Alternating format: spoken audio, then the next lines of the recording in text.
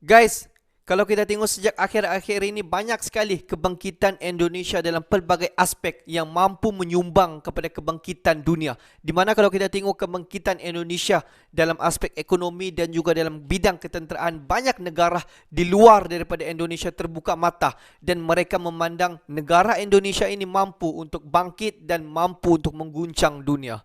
Wow. Hello guys. Bismillahirrahmanirrahim. Assalamualaikum warahmatullahi wabarakatuh. Allahumma sholli ala sayyidina Muhammad wa ala sayyidina Muhammad. Guys, welcome back again to my YouTube channel. Kepada subscriber, kepada viewer di luar sana yang baru sahaja terjumpa Musa channel, jangan lupa guys untuk klik button subscribe, like dan komen di bahagian komentar di bawah. Dan kepada subscriber, kepada viewer di luar sana yang sentiasa menyokong Musa channel, yang sentiasa hadir di ruangan komentar aku di bawah, dan juga kepada subscriber yang telah dulu lagi subscribe channel aku dan kembali ke channel YouTube aku untuk menonton berita-berita sensasi daripada video-video reaction daripada Indonesia, aku mengucapkan ribuan terima kasih guys. Hanya Allah Subhanahu Wa Taala saja yang mampu membalas jasa kalian semua, dan aku hanya mampu untuk mendoakan semua daripada kita agar dipermudahkan segala urusan, dibukakan pintu-pintu rezeki, dihindarkan, dijauhkan daripada segala malapetaka, dan juga dihindarkan daripada wabak COVID-19. Amin amin ya rabbal alamin. Guys, seperti biasa hari ini kita akan buat sedikit video reaction di channel Bagi-Bagi, di mana kalau kita tengok judul video yang kita akan react hari ini, di mana dikatakan kebangkitan Indonesia guys, di mana kalau kita tengok sejak akhir-akhir ini banyak sekali kebangkitan Indonesia dan memenuhi dalam pelbagai aspek, dan di mana kebangkitan Indonesia ini dikatakan mampu untuk mengguncang dunia. Wow, ini adalah part yang kedua. Tapi apa-apapun, jom kita tonton video ini. Seperti biasa di ujung nanti baru kita akan bagi sedikit reaction kita mengenai video ini. Apa-apapun guys, jom kita layan. Welcome to channel Bagi-Bagi. Guys, Indonesia dapat mengguncang dunia part 2. Ini adalah part yang kedua guys. Halo sahabat Bagi-Bagi, penghuni jagat militer Indonesia. Apa kabar? Selamat datang di channel satu-satunya yang membahas persatuan Indonesia tanpa memihak elit politik manapun. Yes, itu yang kita mau. Sahabat Bagi-Bagi, setelah membahas video pertama tentang kekuatan Indonesia yang berdasarkan suku dan budaya, kali ini kami akan membahas video kebangkitan Indonesia yang mengguncang dunia dari arah sumber daya alam. Kekuatan sumber daya alam suatu negara tidak bisa dipandang remeh, karena untuk menggerakkan kekuatan tempur saat berperang, sumber daya alam adalah poin utama yang wajib dimiliki oleh negara kuat. Sejarah membuktikan peperangan hanya dimenangkan oleh para penguasa sumber daya alam saja. Contohnya Inggris dan Belanda yang mensuplai peperangan dunia pertama dan kedua dari hasil menjarah bumi kita tercinta ini. Sebelum kita mulai pembahasan ini, jangan lupa padamkan tombol merah dan hantam loncengnya agar kalian mendapat pelajaran berikutnya dari channel paling nasionalis ini. Sahabat Bagi-Bagi, setelah melihat kestabilan Inggris dan Belanda pada Perang Dunia Kedua, Kekaisaran Jepang mulai melirik asal-muasal pasukan kekuatan kedua negara tersebut. Oleh karena itu, Kekaisaran Jepang berusaha mendominasi Asia Timur dan sudah memulai perang dengan Republik Tiongkok pada tahun 1937. Tetapi, Perang Dunia secara signifikan pecah pada 1 September 1939 dengan diinvasinya Polandia oleh Jerman yang diikuti serangkaian perang terhadap Prancis dan Britania Raya atau Inggris. Kekuatan Inggris mulai dirisaukan Jepang yang ingin menjadi satu-satunya penguasa di Asia. Jepang dapat melihat salah satu sumber kekuatan negara-negara di Eropa, salah satunya datang dari Indonesia. Sahabat Bagi-Bagi, dengan mengetahui kekuatan Inggris dan Belanda yang datangnya dari Indonesia, Jepang kemudian bersikap reaktif dan ingin memutus pasokan tersebut. Karena cita-cita Jepang ingin membentuk kekuasaan di Asia Raya dengan gerakan 3A, yaitu Jepang Cahaya Asia, Jepang Pelindung Asia, dan Jepang Pemimpin Asia.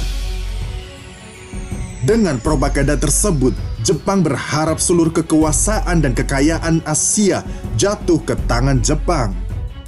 Betul guys. Sahabat bagi-bagi, pemerintah Jepang dengan cepat memulai memanfaatkan Receive, data-data guys. intelijen Jepun dulu. untuk merancang propaganda yang dapat menarik simpati rakyat Indonesia. Jepang memahami budaya lokal Indonesia yang mengaitkan peristiwa-peristiwa sebagai akibat dari hal-hal yang berbau metafisika. Misalnya, mengenai ramalan Jayabaya tentang datangnya bangsa berkulit kuning yang akan mengusir bangsa kulit putih. Propaganda itu akhirnya menarik perhatian masyarakat Indonesia, sehingga kedatangan pasukan Jepang disambut gembira oleh rakyat Indonesia pada kala itu. Dengan berbondong-bondongnya penjajah yang datang ke Indonesia, bisa kita simpulkan bahwa bukan hanya kekayaan rempah-rempah dan palawija yang terdapat di negeri ini, tetapi sumber daya alam yang melebihi ekspektasi kita yang terdapat di negeri ini. Betul guys. Jepang tahu pada kala itu bahwa kekayaan alam Indonesia tidak terbatas pada rempah-rempah dan palawijanya. Karena bocoran salah satu intelijen Belanda yang mengetahui kandungan emas yang berlimpah serta bahan baku nikel yang tidak ada habisnya yang tertanam di negeri ini. Kekaisaran Jepang mengetahui peperangan akan berlangsung dengan sangat lama. Dengan sumber daya emas dan bahan nikel untuk membuat perlengkapan senjata, maka mutlak menguasai Indonesia adalah kunci menguasai dunia. Oh betul guys, keyword ya. Sahabat bagi-bagi, seperti yang kita ketahui, hingga saat ini pun asing dan asing masih mengincar kekayaan alam kita. Seperti halnya yang kita ketahui, seperti emas, kita memilikinya dengan begitu melimpah. Sebut saja yang terdapat di Jayapura, yang sayangnya kini dikelola oleh PT Freeport, yang setiap harinya menghasilkan sekitar 240 kg emas. Banyak guys. Bayangkan, bila kekayaan ini untuk menguatkan Sang Garuda, sudah berapa besar pendanaan alutsista yang kita miliki. Emas adalah alat jual beli yang paling stabil harganya di dunia. Betul. Bayangkan, kalau ini semua putra-putri bangsa terbaik kita yang mengelolanya. Betul guys. Bisa kita simpulkan, jika harga emas rata-rata per gram adalah 870.000, maka perharinya negara kita akan mendapat penghasilan sekitar 210 miliar per hari. Betul. Ini baru dari Jayapura saja. Padahal sahabat bagi-bagi, berita terbaru yang dilansir oleh Detik.com pada 10 Februari 2022, perusahaan tambang Bakri Group temukan 4,6 juta ton biji emas di Palu. Bayangkan seberapa kekayaan negeri kita. Apakah ini sudah terlambat? Tentu tidak.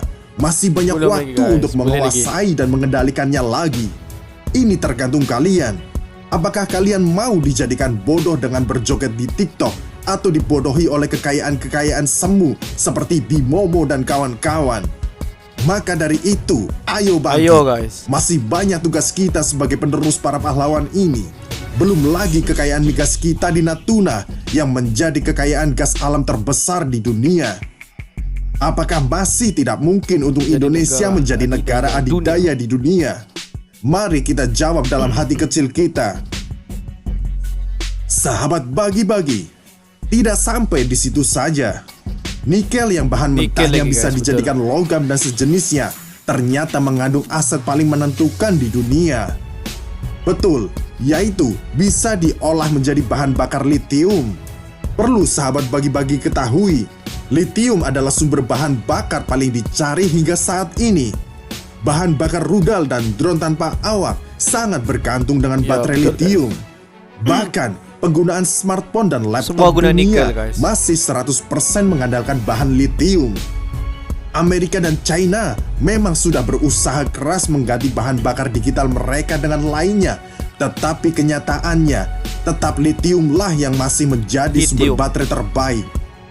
Kekuatan kita yang memiliki sumber daya alam nikel sangat dikhawatirkan oleh Eropa. Pada waktu lalu, Eropa kalang kabut saat ekspor nikel kita hentikan. Bayangkan jika seluruh kekayaan dikelola oleh bangsa ini. Para pemimpin kita tidak harus bingung dengan menaikkan harga-harga kebutuhan Ya, rakyat betul, guys. untuk Betul. menutupi anggaran negara. Jelas tidak butuh waktu lama Indonesia meroket. Harus kalian ketahui, pada era Soekarno, pernah Indonesia memiliki proyek nuklir, dan itu bukan isapan jempol belaka. Di mana Soekarno memahami uranium yang berserakan di negeri Nusantara ini. Kita pun punya PT Pindad yang memproduksi senjata, dan PT Krakatau Steel yang memproduksi baja, yang tidak semua negara bisa memilikinya. Ya, betul. Karena kedua perusahaan milik negara tersebut adalah warisan dari Soekarno yang memiliki izin dari 5 negara besar yang dipelopori oleh Uni Soviet. Uni Soviet, Sahabat bagi-bagi, Korea cuma Korea Selatan saja di Asia yang sama dengan Indonesia yang bisa bersaing memproduksi senjata, terutama pesawat, itu pun karena kemesraannya dengan Amerika Serikat. Jadi, inilah kekuatan besar kita nomor 2 yang sebenarnya ada di depan mata. Siapa lagi kalau bukan kalian yang mengelolanya? Ayo kita putus generasi-generasi yang ambigu, yang tidak mau tahu akan kebesaran bangsa ini. Mau jadi apa para keturunanmu bila ini semua terputus di kamu? Ingat, ini sangat berbahaya untuk anak cucu kita, di mana mereka nanti dilahirkan Betul, guys. di bawah ketidakberdayaan karena ayah-ayah mereka sekarang lebih suka berhalusinasi daripada beraksi. Saatnya rapatkan barisan, dekatkan lagi persaudaraan, gunakan produk-produk Indonesia, pegang kembali kendali sang Garuda dari para boneka. Ingat tagline ini di hati kita. Kita bisa karena kita Spartan Nusantara. Tunggu video penggugah darah selanjutnya. Mantap. Hanya di channel kesayangan kita, Bagi-Bagi untuk Negeri Merdeka. Merdeka. Kebangkitan Indonesia mampu untuk mengguncang dunia. Dimana kalau kita tengok video sebentar tadi, aspek yang diambil adalah melalui daripada kekayaan sumber alam apa yang ada di Indonesia, guys. Dimana kalau kita berbalik kepada sedikit sejarah pada sedikit masa dahulu, di mana semasa Perang Dunia Kedua, di mana Indonesia terlibat dalam peperangan itu, di mana negara-negara yang terlibat adalah seperti negara Inggris, Belanda dan juga Jepun. Kesemua negara-negara yang pernah menjajah Indonesia pada suatu ketika dahulu, di mana pada ketika itu mereka sebenarnya tahu betapa kayanya Indonesia dengan alam semula jadi. Dan sebab itulah kenapa mereka ingin menjajah Indonesia, ingin mengambil Indonesia ini sebagai tanah jajahan mereka. Dan selepas daripada itu, di atas kebangkitan bangsa di Indonesia, di mana pada ketika itu Indonesia mendapat kemerdekaan sehinggalah pada hari ini.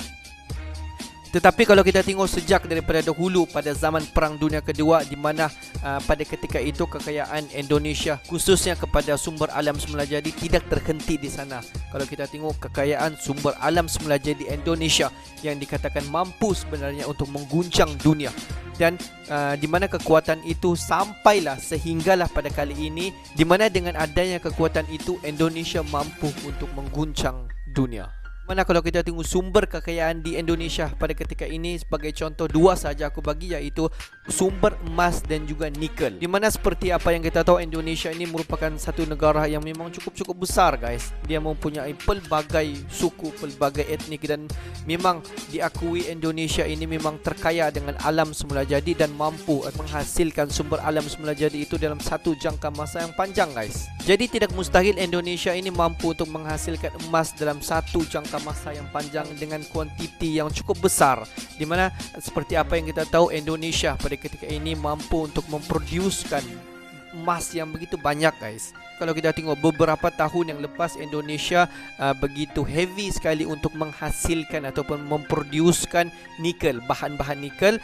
Dan selepas itu Indonesia mengekspor mentah-mentah bahan-bahan nikel ini ke negara-negara yang memerlukan. Kalau kita tengok negara yang sangat memerlukan ataupun mengimport terlalu banyak bahan-bahan nikel daripada Indonesia, iaitu negara Amerika Syarikat dan juga China sendiri. Dan kalau kita tengok bermula daripada tahun lepas, di mana Indonesia menghentikan mengekspor mana-mana bahan-bahan nikel dalam bentuk mentah. Selepas daripada itu, kita dapat nampak negara seperti Amerika Syarikat sendiri terus kecoh, guys, terus bising, yang mengatakan bahawa Indonesia tidak boleh menghentikan mengekspor bahan-bahan nikel sebab negara-negara di luar daripada Indonesia memerlukan. Jadi mereka mula bising. Amerika Syarikat bising sebab di mana Presiden Indonesia pada ketika itu telah memberhentikan serta-merta mengekspor bahan-bahan mentah nikel keluar daripada Indonesia. Dan kita dapat nampak bahawa Amerika Syarikat, China dan beberapa negara-negara yang lain terus bising guys. Diorang mengatakan bahawa Indonesia tidak boleh menghentikan serta-merta mengekspor bahan-bahan nikel. Sebab kalau kita tengok secara kesimpulan dia yang sedikit guys, di mana nikel ini banyak digunakan pada zaman sekarang guys. Telefon yang kita guna ni pun menggunakan bateri dan menggunakan lithium daripada nikel. Dan juga drone dan juga senjata-senjata ataupun bahan-bahan ketenteraan yang lain banyak memerlukan buatan daripada nikel. Jadi tidak mustahillah permintaan yang begitu tinggi sekali terhadap nikel daripada Indonesia. Sebab kalau kita tengok nikel daripada Indonesia ini mempunyai satu kualiti yang sangat-sangat berkualiti guys. Dan ini sebenarnya dapat menunjukkan bahawa Indonesia ini memainkan peranan penting di dalam ekonomi, dalam pembentukan ekonomi dalam sesebuah negara di dunia. Itu baru dalam satu aspek guys, dalam aspek bahan nikel. Kalau kita tengok banyak lagi bahan-bahan mentah lain daripada Indonesia ini yang diekspor keluar daripada Indonesia. Jadi kalau satu saja bahan mentah daripada Indonesia ini telah di stop, telah diberhentikan supaya dilarang keluar daripada Indonesia, dan kita dapat nampak negara-negara yang lain di luar daripada Indonesia mulai bising. Ini menunjukkan bahawa Indonesia merupakan negara yang sangat penting bagi mereka untuk mendapatkan bahan-bahan mentah. Jadi guys, dengan kebangkitan Indonesia dalam aspek bahan mentah ini sahaja, baru kita tengok dalam bahan mentah ini saja mampu untuk mengguncangkan dunia. Jadi betul lah kalau kita tengok tajuk ini, kebangkitan Indonesia mampu untuk mengguncangkan dunia. Jadi guys, memang sangat-sangat betul guys. Kalau kita tengok belum lagi aspek-aspek yang lain, baru saja kita tengok aspek bahan mentah. Dan kalau kita tengok dalam aspek ketenteraan yang lain, dalam dan juga ekonomi yang lain, banyak lagi guys yang Indonesia ini sebenarnya mampu buat, yang dikatakan mampu untuk mengguncangkan dunia. Oke guys, untuk hari ini itu saja sedikit information daripada Musa Channel. Dan kepada subscriber, kepada viewer-viewer di luar sana yang belum lagi klik button subscribe, please guys to klik button subscribe, like dan komen di bahagian komentar di bawah. Akhir kata daripada Musa Channel, thanks for watching my video. Assalamualaikum warahmatullahi wabarakatuh. See you the next video.